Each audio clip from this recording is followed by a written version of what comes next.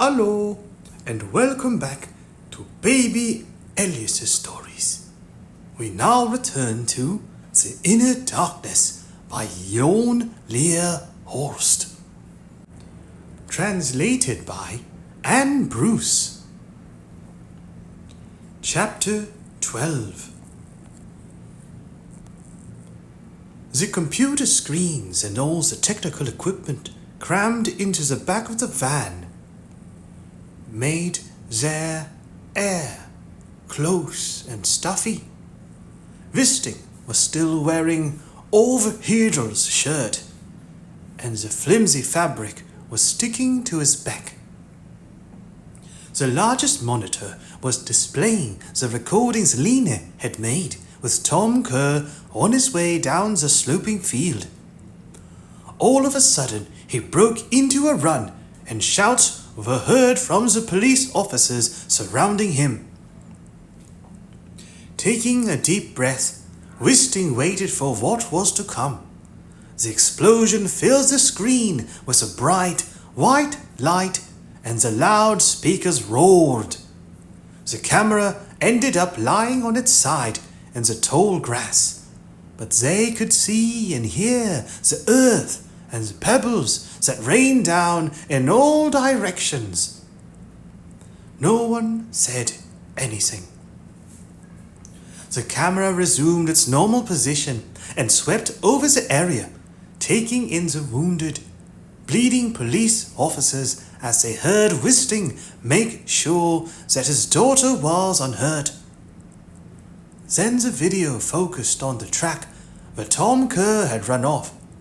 The dog handler sent the dog after him and followed with the younger officer. The camera rotated again, watching as the most severely injured police officers were given first aid. 2 loud pistol shots were heard on the audio track, and the camera quickly pivoted back again. Nils Hammer turned away from the screen with a loud groan and used the back of his hand to wipe a bead of perspiration from his forehead. "What a fucking gamble that was," he said, making no attempt to hide his irritation and anger. "It was never the plan for it to turn out like that," Stiller tried to explain. "Your lot set it up, and it's all gone to hell," Hammer snarled. A few drops of spit landed on Stiller. "The plan was for him to show us the place where he had hidden Tara Norum," Stiller said, unruffled. "But of course, we had a backup plan. We tried to take all eventualities into consideration." Hammer was shaking his head. "You never believed that Tara Norum was here," he muttered. "It had to be checked out," Stiller objected. "A young police officer could have lost his leg," Hammer reminded him. "It wasn't our task to secure the area," Stiller pointed out, turning his head slightly in Wisting's direction. As Hammer stood up, he bumped his head on the roof.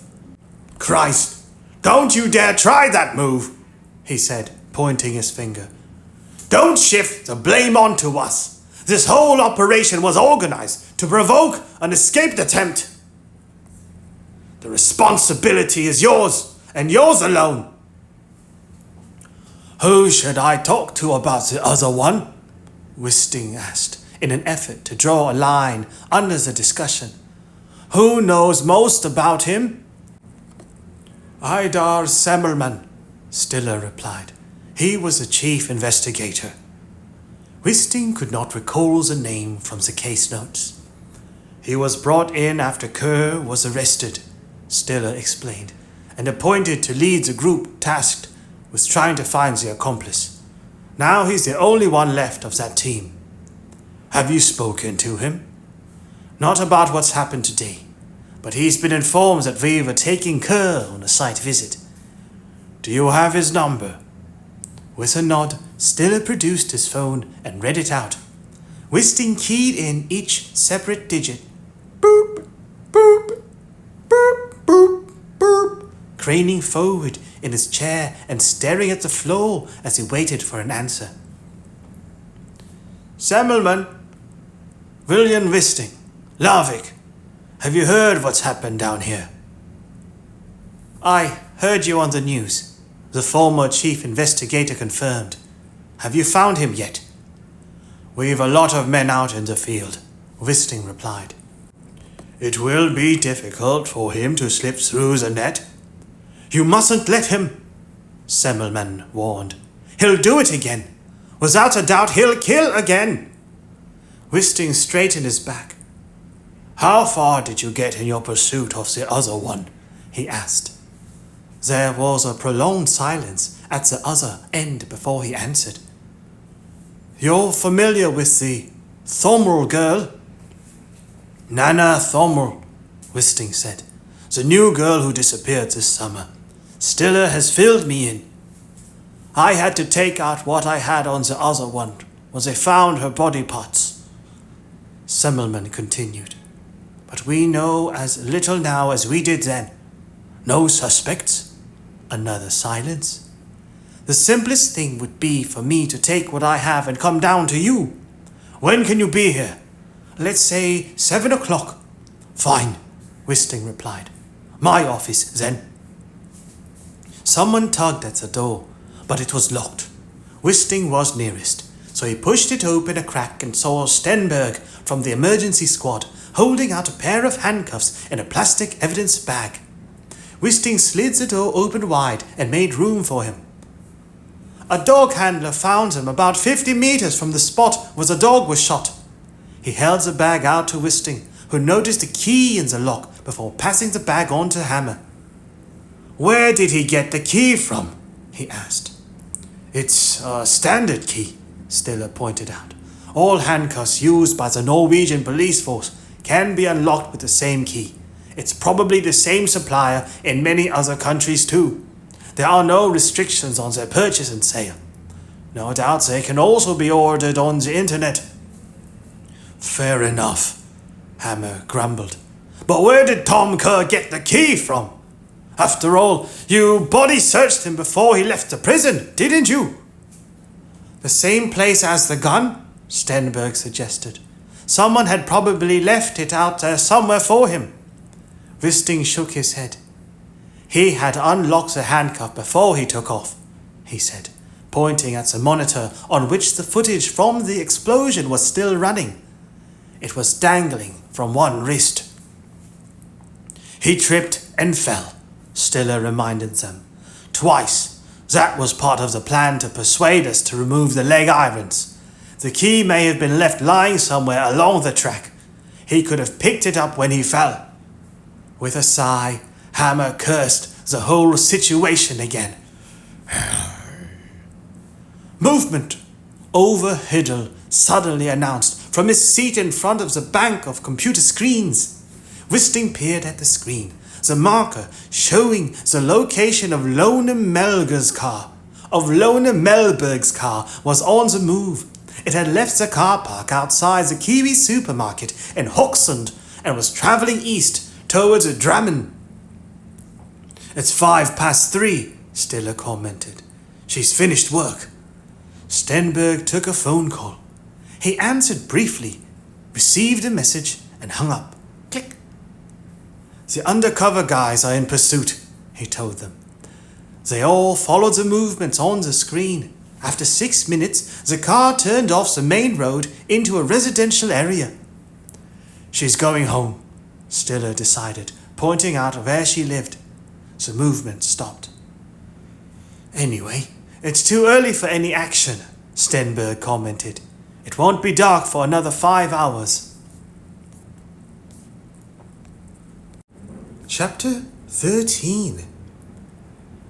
Line had played the video of the moments before the grenade explosion 3 times and seen how Kerr suddenly broke into a run and quickly gained a lead of 10 meters. One of his hands was released from the handcuffs and his arms were in motion as he ran like a sprinter. When Line was little, she used to play with her father's handcuffs, and she knew that if they weren't tightened firmly enough, they could be yanked off if she bent her hand and jiggled it slightly. She spooled back in an attempt to see how the handcuffs were fastened and froze the image where he was holding his hands up to his face, licking the blood from his fingers. His hands were big and rough, and the handcuffs were tight, with only a few millimeters of clearance, like a wristwatch. "See you later," Lena said, repeating the words Tom Kerr had used. Still images taken from the video film were rarely good, but the quality of these was excellent, and they contained many elements that made them iconic portraits of the criminal. The blood, the handcuffs, his grin, and the darkness in his eyes. It looked as if he had something in his mouth too, something shiny. She moved the recording a few frames forward to the point where Tom Kerr's mouth was open at its widest. Freezing the image, she zoomed in, tilted her head, and shouted when she caught sight of it. It was a key, a handcuff key. Where had that come from? She forwarded the photo to her own phone, scribbled a message about the discovery, and forwarded it to Stiller and her father. Everything else about the escape seemed planned in minute detail,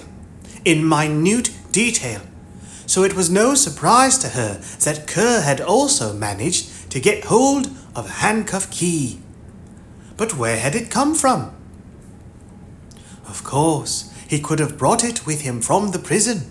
Someone who had paid a visit could have smuggled it in. But Stiller had body searched him before he left and even asked him to open his mouth and stick out his tongue. She let the video run on and tried to find the place where Kerr had unlocked the handcuffs.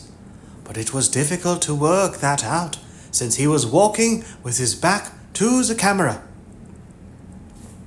She received a message on her phone, Stiller acknowledging the receipt of the photograph. The video ran on. The sound of the actual explosion became distorted through the mini loudspeakers. Shouts of bewilderment and cries of pain followed. The camera fell to the ground. A bleeding policewoman heard past once it was righted again, hurrying to the aid of a wounded colleague. It was not difficult to understand what had happened. Someone had laid a booby trap by attaching a string to the safety lever on the grenade and stretched the string across the path so that Tom Kerr dragged it with him and set off the explosion as he ran. On the news channel, the presenter in the studio reviewed the main points of the investigation into the killings of which Tom Kerr had been found guilty. They showed pictures taken in connection with his dramatic arrest. Fraser Bengston had narrowly missed being Tom Kerr's fourth victim. 6 weeks after Salva Haddad disappeared in Hellerud, an attempt was made to haul Fraser into a van by a man wearing a motorcycle helmet. For years, Fraser Bengston had actively trained as a kickboxer in Gothenburg. She had been runner-up in the Swedish national championships, but had been forced by injury to give up a professional career. She had moved to Oslo and worked there as a bartender. The attack had taken place when she was on her way home to her apartment in Lambertseter.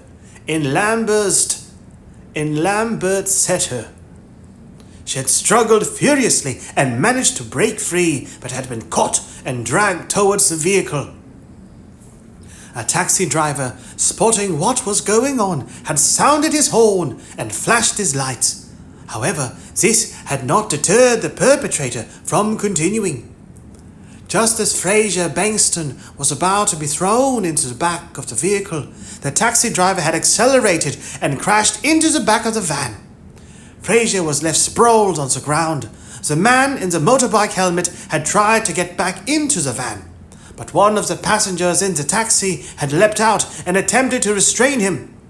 Another passenger in the back seat had filmed all this on his mobile phone. Now the news channel was showing the old footage again. The man in the motorbike helmet was Tom Kerr. He had fled into a garden, over a hedge, and continued along through the neighborhood. The van had driven off at top speed. The driver was the other one, the unknown accomplice who had never been found. The next images showed the major police presence that had been summoned and the police helicopter circling above the area with a powerful searchlight. The taxi damaged in the collision remained at the crime scene and a white scarf lay on the pavement.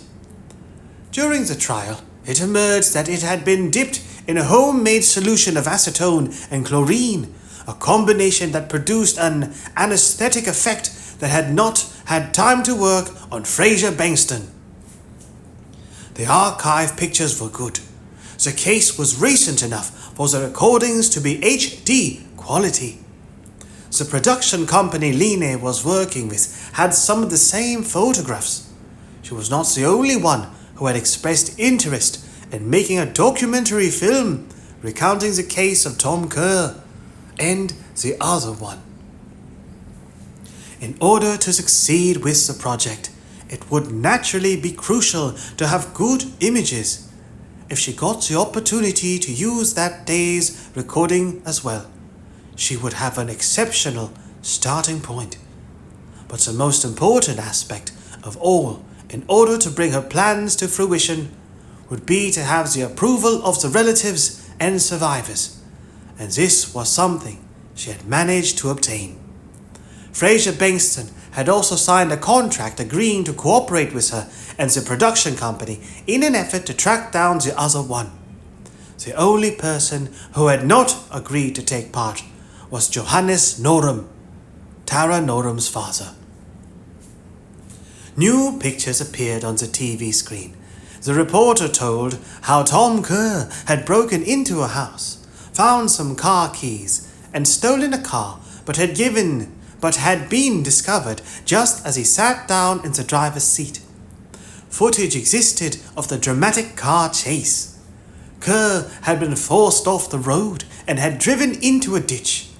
When he attempted to flee on foot, a police officer had fired a warning shot.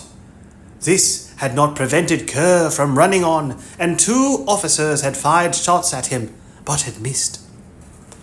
After that, Kerr vanished into a grove of trees. In the end, a sniffer dog found him and pounced, pinning him to the ground. With that, the police could concentrate on searching for the other one, a pursuit that had proved futile. Tom Kerr had kept his silence, and no forensic evidence had ever been uncovered. The news report now showed 2 buildings ablaze, a farmhouse and a barn, the property east of Oslo, owned by Tom Kerr. The report of the fire had come in less than an hour after Kerr had been apprehended. At this point, Kerr had not even given his name. His identity was first brought to light through a fingerprint analysis. Inside the burnt-out barn, the investigators had found the remains of the escaped vehicle in which the other one had fled the scene of the crime. The fire had obviously been set in order to remove all traces of Thea Polden, Salwa Haddad, and Tara Norum being held captive and killed there, and evidence that might enable the investigators to identify the other one. 1 week after the fire, the police had found the first grave, in the forest almost 600 meters from the small holding. A sniffer dog had indicated a spot in a marshy area where it looked as if the top layer of turf had been removed and replaced. The dismembered body beneath the earth had been that of Salva Haddad. The next day, Thea Polden was found in similar circumstances. The TV news item went on to show pictures of Tom Kerr's workplace, while the report told how his job in a firm that designed, manufactured and delivered products for the operation and maintenance of swimming pools gave him easy access to large quantities of liquid chlorine used to disinfect and eliminate all trace of biological evidence from the corpses. The news anchor in the studio returned to the screen and now handed over to the reporter on the ground in Eftung, inquiring if there was any news. The search for convicted killer Tom Kerr continues with considerable forces deployed here, he began, going on to explain that the assembled journalists had been promised a new press briefing at 5 p.m. Line looked at the time. Another hour and a half until then. She should really go up to her father's house, find him a clean shirt, and drive out there with it. Chapter 14. A black bird with a yellow beak was pecking at something on the track. It took off and flew away as soon as Wisting approached. He was filled with a restlessness so severe that it felt almost painful.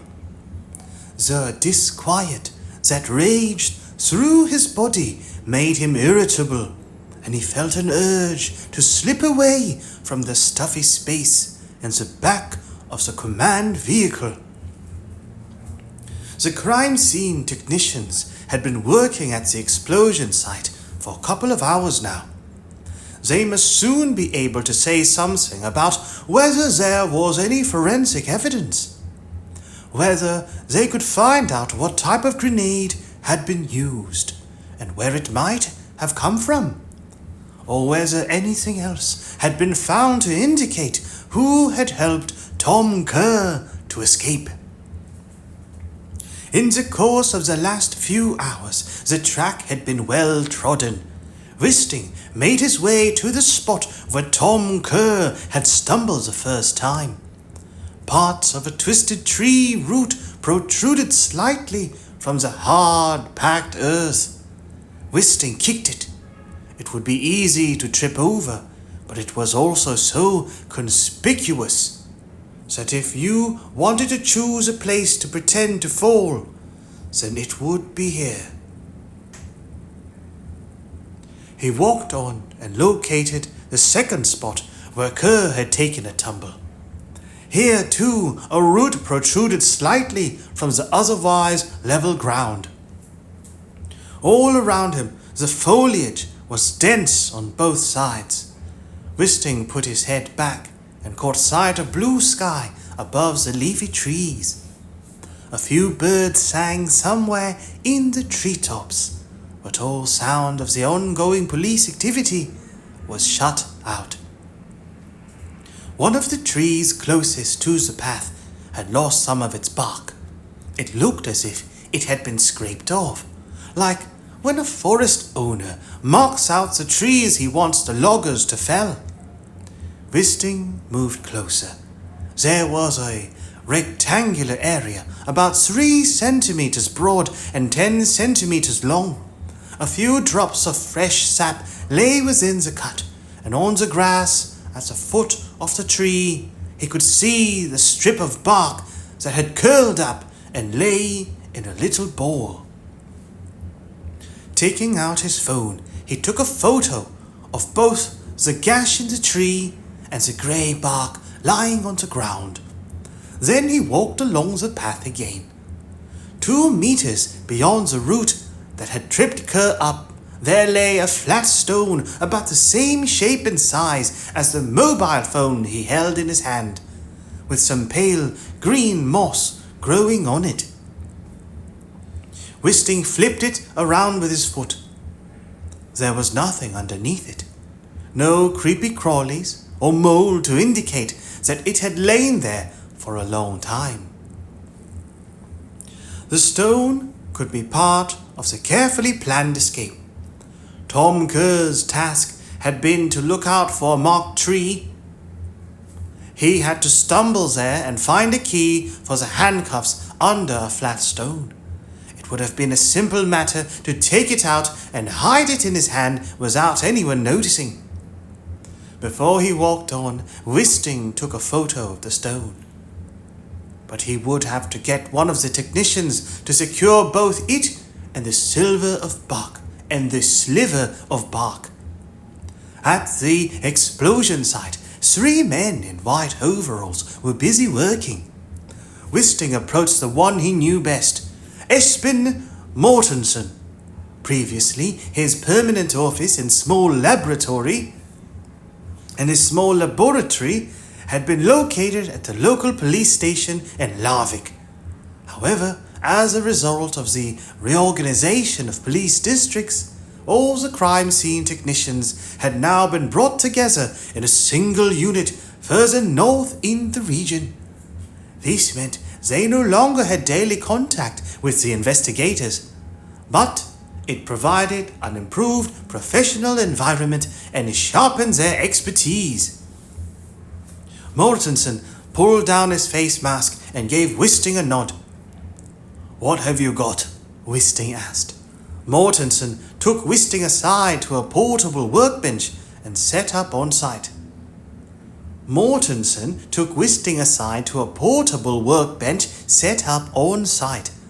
The items found by the crime scene examiners were laid out in transparent evidence bags. "We found fragments of the grenade," Mortensen told him. He held up a bag containing a black sliver about the size of the nail on a little finger. "There's no doubt it was a high-explosive stun grenade," he continued, handing the bag to Wisting. "This here is part of the asphalt-impregnated material in the container." Several bags with similar contents were arrayed on the bench. Some of these particles had traces of yellow writing. "A stun grenade," Wisting repeated. "It contains only explosives, not splinters," Mortensen went on. "Injuries occur when you're hit by other loose objects propelled by the blast. In this instance, twigs and stones. In addition, the pressure of the blast itself can damage internal organs. But first and foremost, it's intended to paralyze your opponent." Wisting put the bag back. "Where does it come from?" "It's too early to say. I don't know what kind of grenade it is yet, but there have been a number of thefts from military warehouses." "Anything else?" Wisting asked, looking beyond the workbench. "We found 2 empty cartridge cases," Mortensen answered, locating the appropriate evidence bag. 9mm. "The most common caliber in the world," Wisting commented. Mortensen turned away slightly, towards the edge of the woods behind them. "They were lying on the path," he said. "The handcuffs were also found there, but I think they've already been brought to you, right?" Wisting nodded. "What about footprints?" he asked. "We haven't found any yet," Mortensen replied. "Whoever has been here would probably have parked his car at the same place that you all did and walked along the same track. It was most likely no more than 24 hours ago, but it would be futile to search for car tracks or footprints now. The earth on the path is not soft enough anyway to provide suitable prints." "I see," Wisting answered, moving towards the path where Tom Kerr had disappeared. "Can you come with me part way along the track?" "What do you have in mind?" Mortensen asked, wrenching off his latex gloves. "The pistol must have been left out for him," Wisting replied. "Have you found the exact spot?" Mortensen shook his head. As they walked together, side by side, Mortensen pointed out the place where the tripwire for the grenade had been stretched out. "There's a time delay in the trigger mechanism of 2 to 3 seconds, he explained. This meant that Kerr could advance to a safe distance while those who came after him were hit with full force. Wisting cast a backward glance before they moved on. Just over 50 meters further Just over 50 meters further on, he found what he was looking for. A grey tree trunk with a sliver of bark missing. He told Mortensen about the tree on the other side of the sheep pasture that was marked in the same way. "That sounds about right," Mortensen said. "The empty cartridges were found about 100 meters further on." Wisting retraced his steps to the tree. At the foot of the tree there were 2 leafy branches that had been torn from a bush. Although not large, they could easily have concealed a handgun. "I'll go and get the camera," Mortensen said, turning round. Wisting followed him. The restlessness had returned. For hours to come, they would fail to do anything other than wait for the right moment to capture Tom Kerr and his accomplice. Something within him strongly resisted this waiting game as a strategy for handling the case. The trail was already going cold. Chapter 15. Line chose the blue shirt she had given him for Christmas. It would look nice with his dark casual jacket with the honeycomb pattern. The shirt was freshly laundered and hung in the wardrobe, but it was creased. She set up the ironing board in front of the TV in the living room so that she could watch the news. While she waited for the iron to heat up, she phoned Sophie to find out how her daughter, Amelie, was doing. Sophie was the one she turned to whenever she needed a babysitter. She had a daughter only a few months older than Amelie. They played well together and attended the same nursery. They had arranged for Sophie to take both girls home with her today. They were in a shop when Line called. "We're having fish for dinner," Sophie explained. "Creamed pasta with salmon and peas. It was a recipe I found in a booklet." "Sounds good," Line said. The iron was hot now, and she began to iron the shirt while they exchanged a few words about the children. "I'm not sure when I can pick her up," Line said. "You've heard that Tom Kerr has escaped?" "Yes." "That was the assignment I was out on," Line explained. "No! What really happened then?" "I can tell you all about it when I come for Amelie, but I don't know when that'll be. I've just popped home to transfer all the recordings, but I have to go straight out again. My car's parked in Oslo, of all places." "Did you film it?" Sophie asked. "I'll tell you later," Line promised. "Amelie can stay the night here if it gets too late," Sophie assured her. "Thanks, you're a star." She hung her father's shirt on a clothes hanger and fetched some other clothes to iron while she had the iron out. The news channel had obtained an interview with Johannes Norum, the father of the victim whose grave Tom Kerr had promised to show the police. Line put down the iron and gazed at him. He had travelled down to Larvik and was standing in front of the outer perimeter cordon with his arms crossed. She had met him a fortnight earlier to let him know about the documentary project.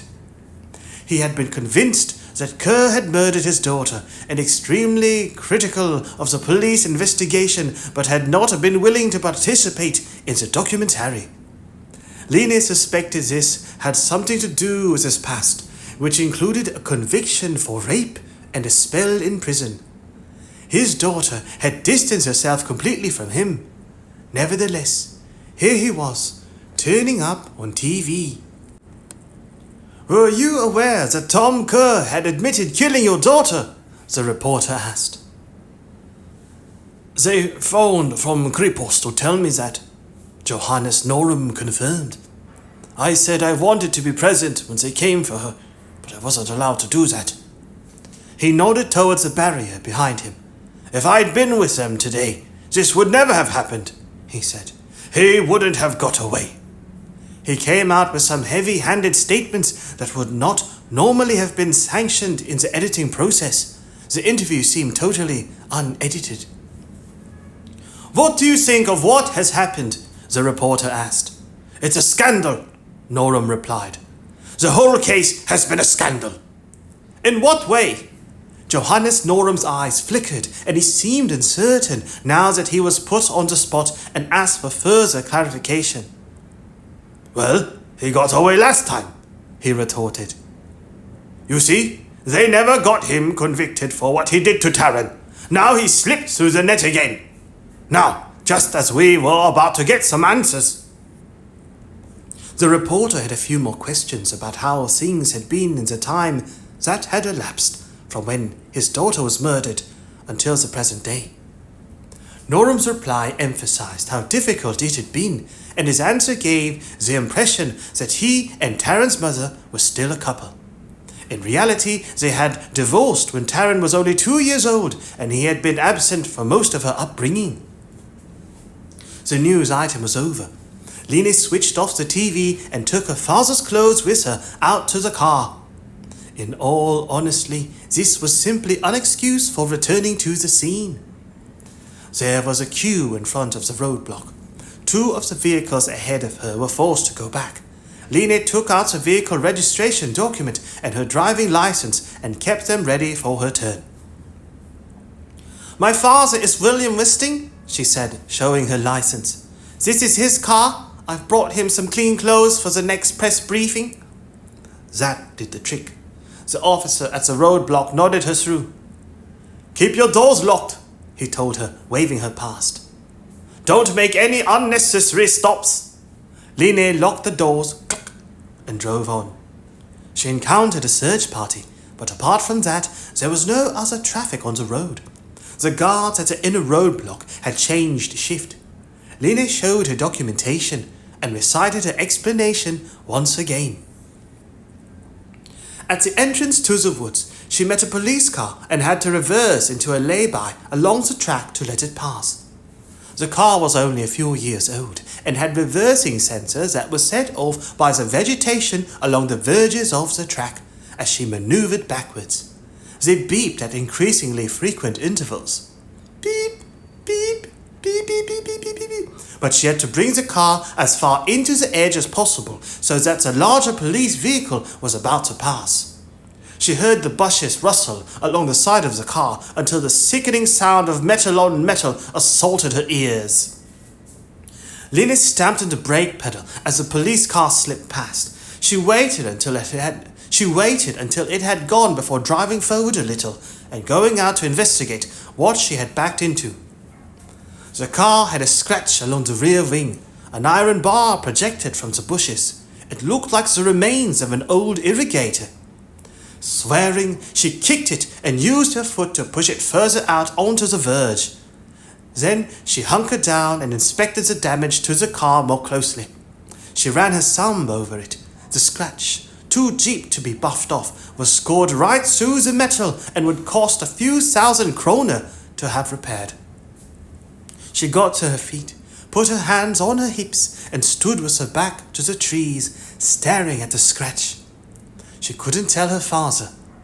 Not today. A gust of wind rustled through the surrounding trees.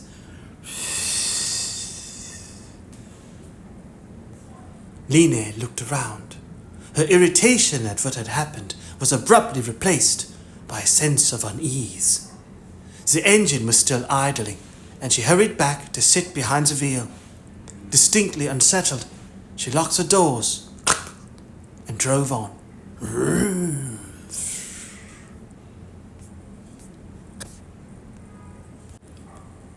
Chapter 16. The weather was changing. It had clouded over and the wind had picked up. Wisting knocked on the sliding door of the white delivery van. Adrian Stiller pushed it open and let him in. "Any news?" he asked, glancing at the computer screen, where nothing seemed to have changed. "We've surveillance on the house from 4 different angles," Stenberg explained, holding up his phone with photos taken from one of the observation posts. Any movement? No, all the curtains are drawn. Do we know how he gained entry? Any sign of a break-in? Stenberg nodded, thumbing through the photographs on the phone, and showed him one taken from the rear of the cabin. There are recent signs of forced entry at the kitchen door, he said. The marks on the door and its frame were barely visible. It's an old cabin, Stenberg explained.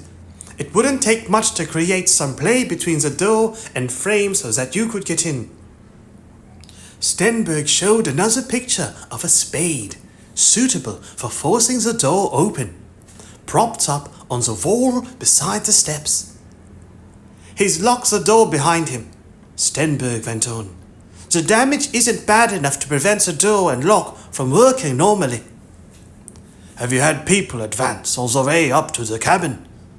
We've a patrol going from door to door. It would seem conspicuous to the guy inside if we didn't check. Who owns the cabin? A card dealer from Drammen, Stenberg said. The roadblock crews have been informed to make sure they don't let him into the area if he has a sudden notion to take a trip out here. Wisting took a seat and told them about the marks made in the places where the pistol and key had been left out. He could have got hold of a phone as well, Nils Hammer pointed out. He asked Stella, is it possible to trace telecoms in the area? Heidel is on it, Stella replied, nodding to his colleague at the computer screens. We're getting data from the last 72 hours, Heidel told them. It might be interesting to see who was in the area last night. Real-time data is a bit more difficult to access when we don't have a specific number to trace, though. Wisting received a message. Line had texted to say that she'd come back with clothes for him. The phone rang while he still held it in his hand. This time, Turonborg. Based in the police station, she was handling tip-offs and inquiries about Tom Kerr and had not been apprised of the current situation. Do you have anything for us? Wisting asked. Nothing specific. We've checked out a few addresses and have just taken action on a bus on the E18 after someone insisted that Tom Kerr was on it, but it led nowhere. Wisting ran his hands through his hair. This waiting strategy had consequences, putting an additional load on both the police force and the public. There's one thing you should maybe take a look at, Turonborg continued. We've received 2 independent observations of a boat traveling at full pelt in a northerly direction. Of course, there's always some traffic in the water, but the time and place do match. When was this? Between 12:15 and 12:45. I don't have a detailed description, but it was an open boat with a central console about 16 foot. I see, Wisting said. He rang off and turned to the others to relay Turonborg's information. We can use that, Stiller suggested. We can mention it at the press briefing and say that Tom Kerr has probably left the area. It might well hurry things along. Shouldn't we consider the possibilities that Tom Kerr has actually left the area? Hammer interrupted. Everything else connected to his escape has been carefully planned. He could have seen through you and got rid of the trackers and transmitters. Wisting felt nauseous. This was certainly an unwelcome thought. We've seen minute movements that suggest he's walking from one room to another, Heidel reassured them. He's in there. We're on top of things. There was a knock at the side door. I need to go out, Wisting said, grabbing the handle. It's Line. She's brought me some clean clothes. Chapter 17. Strip off, Line said, draping the clean shirt over one of the seat backs in the minibus. You didn't need to do this, her father protested. I could have made do with this one. He seemed uncomfortable that she had returned. Well, I'm here now, she said. Wisting cast a glance out of the windows before he began to undress. Any news? Lier asked. Not really, her father answered, struggling to wriggle out of his jacket between the rows of seats. Mortensen has found projectiles and remains of the grenade, but we're not publicizing that yet. But what was that you said about nothing happening for a few hours? She quizzed him. How can you be so sure of that? His smile creased his forehead and the corners of his eyes. I'll tell you later, he replied, when this is all over. Lier refused to budge. Is this about the other one? She demanded. Wisting, bare-chested, now stood in front of her. His skin hung loose on his body, and she was suddenly struck by the thought that he had grown old. Right now, this is all about Tom Kerr, he answered, reaching out for his clean shirt. His mouth puckered as he dressed, and there was no point in trying to persuade him to say anything further. Can I go back to the explosion site? She asked. Her father shook his head. Your job is over, he said. I can't let you wander around here. He headed for the minibus door. Sorry, he said. It's best if you just go home. She adjusted his shirt collar and stood watching as he walked away. There was something about that white delivery van in which he and Stiller spent so much time that made her curious. It had not been here when they had arrived with Tom Kerr. When she looked up the registration number, she learned that the owner information was unavailable. Taking out her camera, she approached the old ruined sawmill and sat down on one of the rusty rollers. A couple of paramedics on standby stood chatting outside the vehicles. A short distance away from them, 3 police officers were cooling their heels. No one noticed as she pointed the camera lens at the van's side door and zoomed in. It was 1/4 hour until the next press briefing. The sliding doors would soon open, affording her a glimpse of what was going on inside. The camera was running, and she covered the red light with the palm of her hand.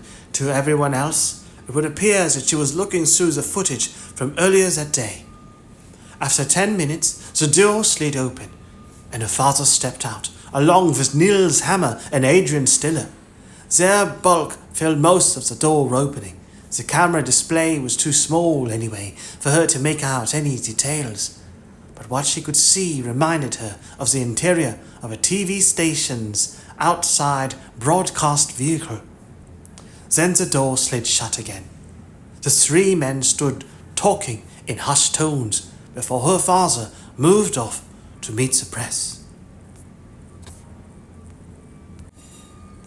Chapter 18. It began to rain during the second press briefing. A fine drizzle that soaked the sheet of paper on which Wisting had jotted down a few key words about what he wanted to convey.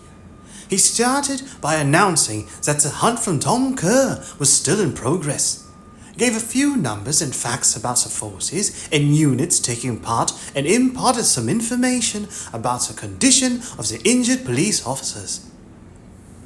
It's evident that Tom Kerr has received help in his escape, he continued. The operation was well planned. For example, a gun was left on the ground here in advance. We, therefore, urged anyone who observed anything out of the ordinary in this vicinity during the past 48 hours to contact the police. Are you searching for the other one then? One of the journalists broke in. That's a natural question to ask, Wisting replied. But so far we have no concrete information about who has assisted with the preparations for the escape. He gave the phone number the public should use to make contact and quickly moved on to avoid detailed questioning. The search will continue for a few hours longer and will be extended. However, Tom Kerr may have already left the area. We've had reports of a number of sightings of small boats nearby, and we requested everyone who has been along the coast outside Eftangland today to get in touch. He rounded off by repeating his appeals that anyone who caught sight of Tom Kerr should not approach him, but instead make contact on the police emergency phone line. Hands shot in the air. The questions were mainly about the other one and how it had been possible to plan the escape and put it into action. Wisting avoided them by pointing out that he had not participated in the original investigation into Tom Kerr and his accomplice and could not answer about anything other than the current operation. As the rain increased in intensity, Wisting ended the session and returned to Stiller and the others. Lier had taken refuge in the passenger seat of his car. The windows were gradually misting with condensation. He strode past without stopping to chat to her. "Excellent," Stiller said as he entered the van. One of the screens on the wall showed footage from the news channel that had broadcast his briefing live. "You shouldn't have used Lier in this," Wisting said, taking a seat. "She's smart," Stiller objected. "We've used her before. She knows what we need." "You knew what might happen," Wisting insisted. "Not a civilian freelancer. It's not so fucking difficult to film a guy who's going to point out a grave." "She has a special interest of her own in this, though," Stiller reminded him. "She needs the footage for a documentary film." Wisting sighed. "You could go now and send her home." He nodded at the door. "She's sitting in the car waiting for something to happen. Tell her that her assignment is over." There was reluctance in Stiller's gaze. "I was just trying to help her," he said, getting to his feet. Wisting remained silent and looked straight past him. The red marker on the map of Hochsund disappeared. It vanished for less than a second before reappearing out of the motorway.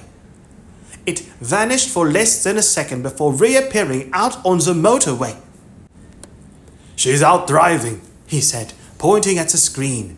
The marker moved along the main road, down towards Drammen. Tom Kerr's prison pen pal was on the move and heading in their direction. Over Hiddel's phone rang. "We've noted that," he confirmed after a brief exchange of words. The conversation ended and Hiddel fired up a computer screen that had been unused until now. The IP transmission is turned on," he explained, keying his username and password into a dialog box. A busy street appeared on screen. "From the dash camera in the undercover vehicle," Stenberg clarified. "Live images." "Are we recording this too?" Stiller asked. "As long as the image is moving, it's being saved," Stenberg confirmed. Wisting sat upright in his seat. He had never been involved in a direct broadcast undercover operation before. He was used to the undercover officers relaying their positions over the police radio and having to sit with a map following their moves. In the past few years, technological developments in police methodology had advanced at breakneck speed. The entire force was being transformed. In many ways, they had become an improved and more modern police force.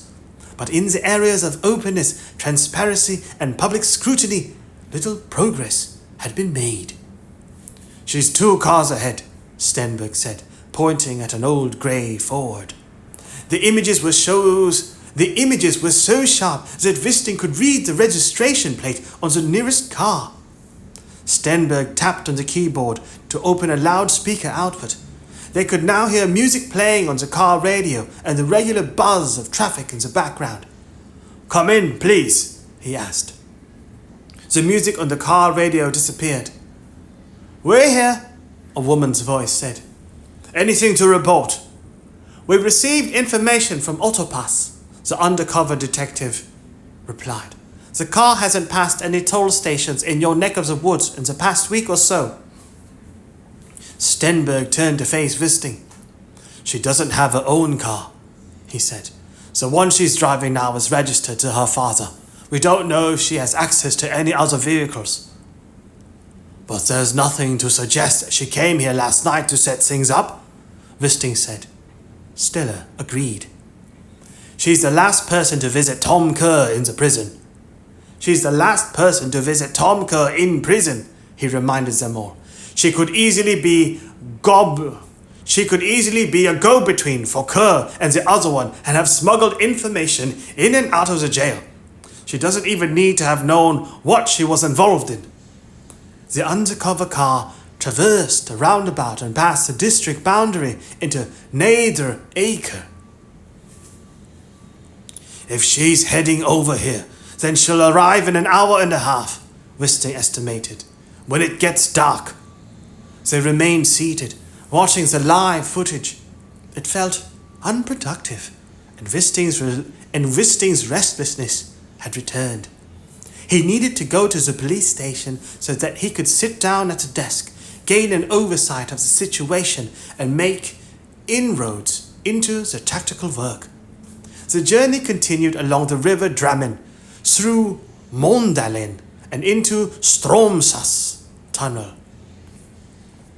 Just after over a quarter of an hour, the retinue turned out onto the East 18, moving in a southerly direction. This way, Stiller commented. Wisting checked the time. The former chief investigator in the case against Tom Kerr would soon arrive, and, anyway, he had another task to perform. I'm heading back to the police station, he said, glancing at Stiller. Semmelman will soon be here. I need all the info you have about Tom Kerr's prison visitors. Stiller handed him a folder. Wisting got up and pushed open the sliding door. We'll do the next press briefing at the station, he said. That'll shift the journalists out of this area. I'm coming with you, Hammer said. Stiller nodded.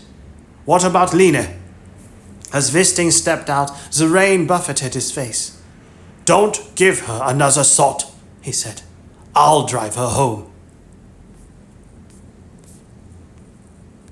Chapter 19. The raindrops had settled on the windscreen, obscuring everything outside. Line stretched over to the driver's seat, fired up the engine, and switched on the windscreen wipers and heater. The radio came on automatically.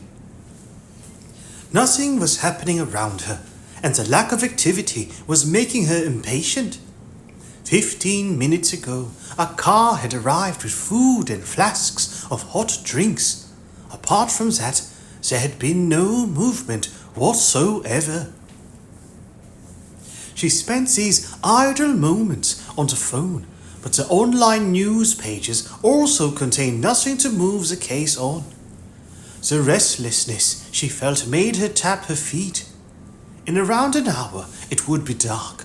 She wondered whether to drive around to find a police patrol and film their search for Tom Kerr. VG had just published a photo of 2 police officers beside a boathouse at Viksfjord. She could find her way there easily enough. And she was on her way out of the car to move to the driver's seat. The white van's door slid open, and her father and Nils Hammer emerged. They approached and clambered into the car, Wisting in the driver's seat. Any news? She asked, for the umpteenth time. Her father shook his head. Hammer and I are going back to the station to work from there, he said. I'll drive you home first. The car juddered over 2 socks of grass when he drove forward. We can pick up your car from Krippos HQ tomorrow, Wisting continued. I have to go to Illa anyway, to search Kerr's cell and talk to the staff there. Line fastened his seatbelt. Tick. Fine, she answered. No one spoke on the way out of the woods. The car was waved through the 2 barriers without the boot being checked. Do you think he could have got away? Line asked as they approached the town. Glancing in the mirror, her father met Hammer's gaze. After all, everything else was so well planned, she added. Surely it wouldn't be too far-fetched to think that there was a car or a boat ready and waiting for him? That's mere speculation, her father replied. Line shifted slightly in her seat. What would he do if that were the case? She continued to quiz him. Where would he go? Where could he hide? I've no idea, her father admitted. I don't know yet. Did the police never have any suspicions about the identity of the other one? Her father was breathing heavily now. I'm going to meet the former chief investigator later on today, he answered, but I don't think he'll have any names for me. She received a text message from Adrian Stiller. Apologies for the sudden end to your assignment today and that we didn't get time to discuss your documentary project, he wrote. We'll have to do that another time. We'll see if I can help you with further material. It felt as though something lay behind the simple sentences, some sort of invitation. What's really going on? She wrote, trying to fish for information in her return message, but she received no answer. The car drew to a halt in the street outside her house. What about Amelie? Her father asked. I'll sort that, Line replied. Thanks for the lift. Hammer moved to sit in the front seat as Lena turned and headed towards the house before her father drove on. She should have collected Amelie. It wasn't too late now to cycle down to Sophie's, but she needed to gather her thoughts first. She felt compelled to go down to her workroom, sit in front of her preparatory research material, and try to find a fresh angle on it.